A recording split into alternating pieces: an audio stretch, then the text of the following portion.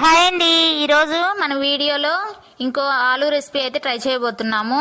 దీన్ని ఆలు ముద్ద కూర అంటారనమాట. బంగాళదుంప ముద్ద కూర అంటారు.